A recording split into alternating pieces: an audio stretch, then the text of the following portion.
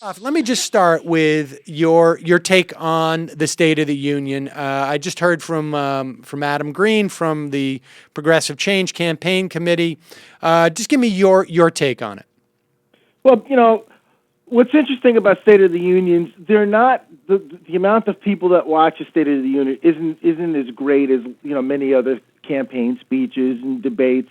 So I think it's a little overblown when a president is giving an hour speech, how many people viewed it. I think what's really important with these speeches is if there are cutaway moments, right? That like where it's an impressive, end of speech, middle, whatever he has a passion about, that will be replayed throughout the media for the next week or two in news cycles. So in that respect, I think Obama, for him, it was a little more impassioned speech, State of the Union, than what I've heard in previous State of the Unions.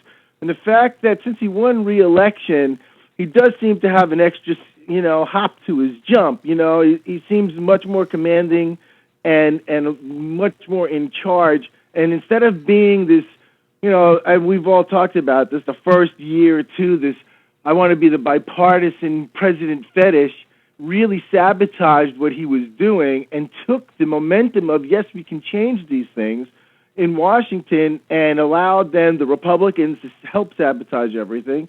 And then it cost him the House. So the fact is that he's learning a little bit more, and he had a little more jump in his speech. So quickly, I hate the deficit reduction talk.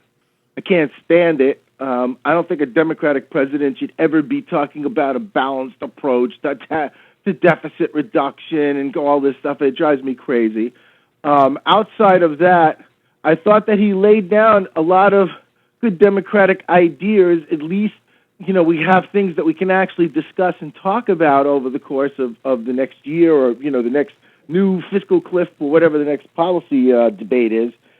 And I saw in a way that was positive. So I thought it was pretty good. Yes, I can't stand the drone strikes and the drone program. But we're talking, to the vast amounts of people. And I think that there was enough in it that it helped the Democratic cause. Yeah, I agree with you. And like I said, we're going to talk more in the in this program about his troops reduction announcement and things like pre-K, which universal pre-K, which as a parent and an expectant parent, I can tell you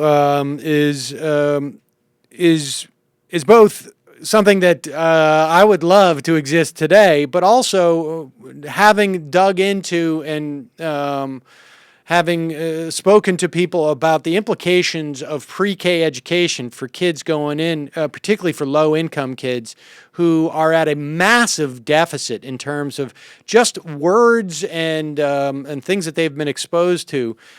From mid and upper income kids, that's going to make that's a huge difference. Now, it's not something that we're going to see in the next 3 years, but to the extent that we can set the compass towards that, it's a great principle to be agitating for.